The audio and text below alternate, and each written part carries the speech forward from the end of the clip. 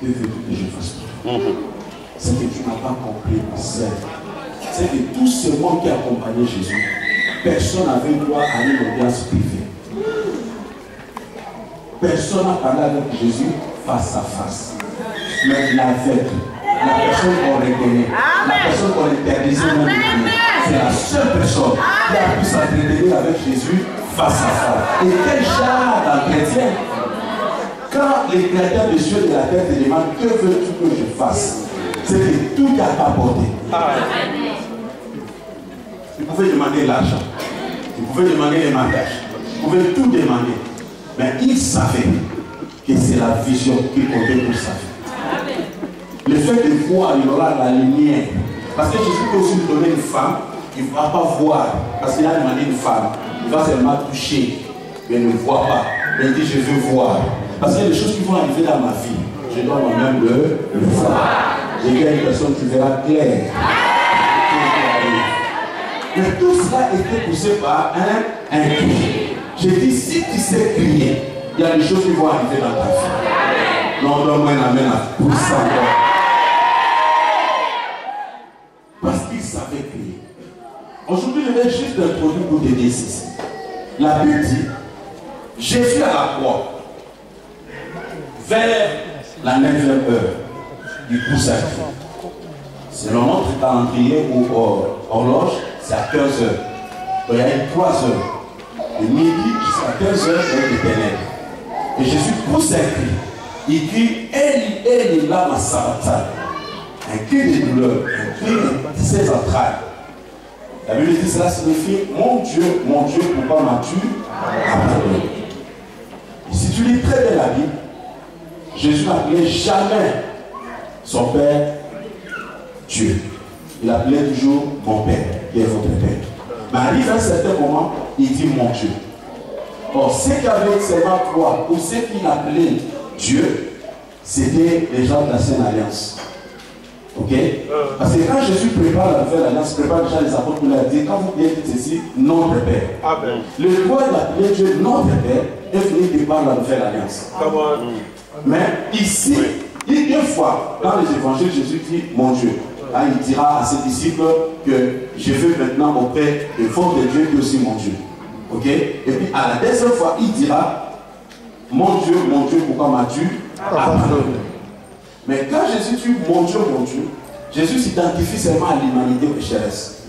Parce qu'en ce moment-là, la Bible dit il s'est fait pécher. Parce qu'étant innocent, n'ayant pas de péché dans son sang, dans son corps, il n'avait pas droit à la mort. Alors le Père l'a fait pécher. Et devenu péché, on ne pouvait plus les regarder. Devenu péché, le Père s'est tourné du Fils. Et en ce moment-là, il s'est retrouvé seul. Et il a crié comme un homme.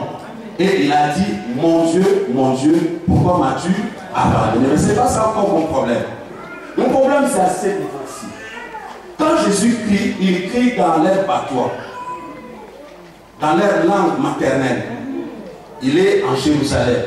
Il dit à l'araméen, mon Dieu, pourquoi m'as-tu abandonné? C'est que tous ceux qui habitent Jérusalem, la plupart des personnes qui étaient tout autour de la croix, allaient directement comprendre ce qu'il est en train de dire. Mais quand Jésus crie, il ne crie même pas en langue. Il crie dans leur propre langue. Mais ils ne comprennent pas ce que Jésus vient de dire. Ils vont dire, il appelle Élie, il appelle ceci. Ils sont hors surpris, déconnectés. Alors qu'il est devant eux, il n'a pas murmuré, il a crié. Mais par rapport à son cri, personne n'arrive à décoder ce qu'il vient de dire.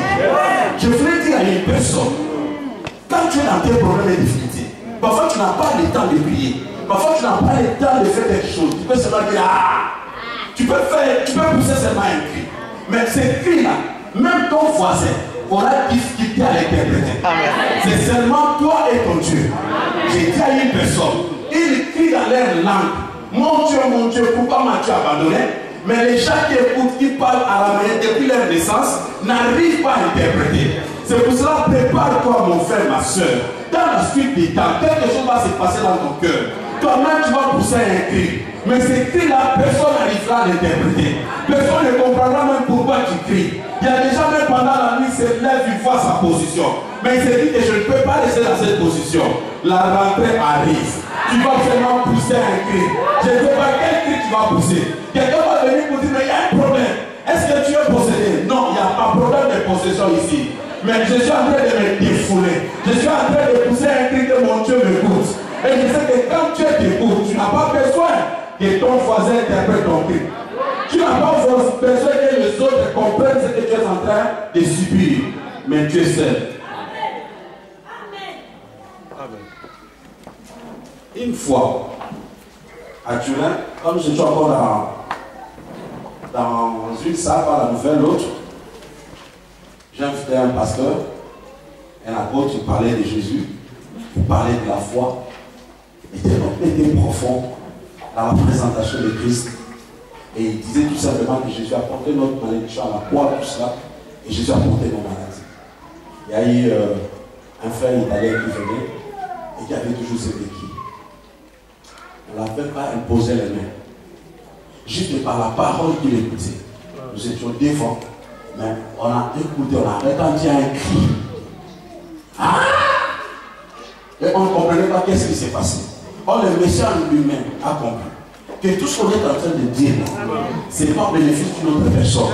C'est pour moi que Christ est mort. Alors, s'il est mort pour moi, pourquoi je dois rester dans cet état? C'est lui-même qui s'est révolutionné. Il n'a pas eu le temps de prier. Il n'a pas eu le temps de gêner, de faire quoi que ce soit. Je ne dis pas de le faire, c'est de bonnes démarches. Mais à un certain niveau, parfois on n'a plus le temps de faire ces choses. Mais il a poussé un cri. Il a jeté ses béquilles. Lui-même s'est levé. Il a commencé à marcher. Et toute l'église était dit, on a pas mal essayé. J'ai dit à une personne, le même Dieu peut écouter tes cris ce matin. J'ai dit, ce même Dieu peut interpréter ton cri. Ces ennemis ne peuvent jamais interpréter, ne peuvent jamais comprendre. Mais toi et ton Dieu, vous êtes en réunion. Il comprendra ce que tu es en train de dire. Et Dieu lui-même donnera solution à ton problème. Je vois une personne qui va changer la dimension de prier. Ça ne sera plus des cris de détresse, mais des cris de délivrance, des cris de victoire, en croyant que je ne peux pas rester ici, je ne peux pas me limiter à ce point. Il y a un Dieu qui a payé pour moi. Alors par rapport à cela, il y a quelque chose qui doit m'arriver. Il criera. Et quelque chose peut arriver dans ta vie au nom de Jésus. Quand Jésus pousse ses cris, c'est devant tout le monde, c'est en public. Mais je suis toujours étonné de voir que les gens qui habitent Jérusalem n'arrivent pas à interpréter ce que Jésus vient de dire. Il y a problème, un problème. Il y a des problèmes.